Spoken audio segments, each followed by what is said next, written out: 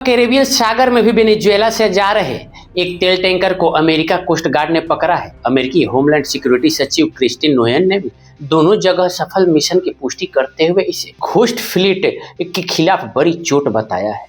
सचिव Kristin Noam के अनुसार अमेरिकी तटरक्षक बल ने तड़के 2 बेहद सटीक और समन्वित ऑपरेशन चलाए। इसमें पहला टैंकर मोटर टैंकर बेला 1 उत्तरी अटलांटिक में पकड़ा गया, जबकि दूसरा tanker motor tanker Sophia Caribbean सागर के अंतर्राष्ट्रीय जल क्षेत्र में जब्त किया गया है। ये दोनों जहाज या तो हाल में ही वेनेजुएला में खड़े थे या प्रतिबंधित तेल लेकर वहां की ओर जा रहे थे। तो क्या ये दोनों टैंकर के पकड़े जाने के बाद रूस और अमेरिका के बीच एक बार फिर से तनाव बढ़ सकता है? आइए इस खास रिपोर्ट में आपको बताते हैं। अटलांटिक महासागर में जंग की आहट है। एक तेल टैंकर, उसके साथ रूसी पनडुब्बी, ऊपर मंडराते अमेरिकी जासूसी विमान। और सवाल ये कि क्या अमेरिका और रूस सीधे टकराव के बेहद करीब पहुंच चुके हैं? अटलांटिक महासागर के ठंडे पानी में इस वक्त एक बेहद खतरनाक कैट एंड माउस गेम चल रहा है। एक आयल टैंकर जिसका नाम पहले बेला 1 था और अब मैरिनरा अमेरिकी एजेंसियों के निशाने पर है। अमेरिका का आरोप है कि यह जहाज यूएस सैंक्शंस तोड़ते हुए ईरान और वेनेजुएला का तेल ढोता रहा है। हालांकि अभी तक जहाज खाली बताया जा रहा है, लेकिन इसके इतिहास ने इसे अमेरिका के लिए हाई रिस्क बना दिया है। यहीं से कहानी में एंट्री होती है रूस की।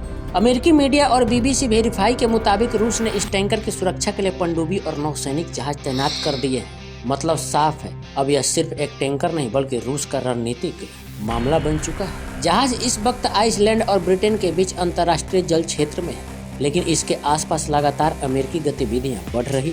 यूएस एयरफोर्स के रिफ्यूलिंग टैंकर, स्पेशल ऑपरेशन विमान और हेलीकॉप्टर सब इस इलाके में नजर आए। पिछले महीने अमेरिका ने इस जहाज को कैरेबियन सागर में जब्त करने की कोशिश की थी, लेकिन ठीक बोर्डिंग से पहले जहाज ने अचानक दिशा बदली और अब यूरोप की तरफ बढ़ रहा है।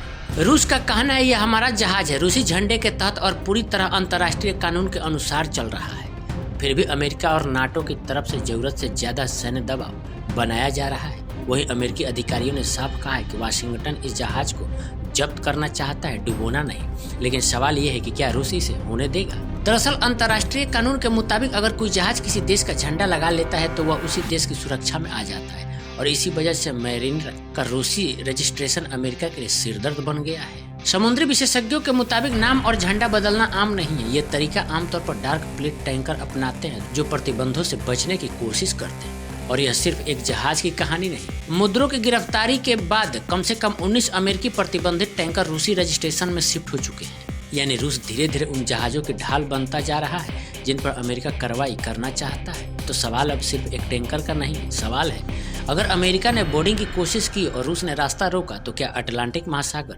अगला टकराव क्षेत्र बन सकता है? ये सिर्फ समुद्र की कहानी नहीं, ये आने वाले बड़े भू राजनीतिक टकराव का संकेत है।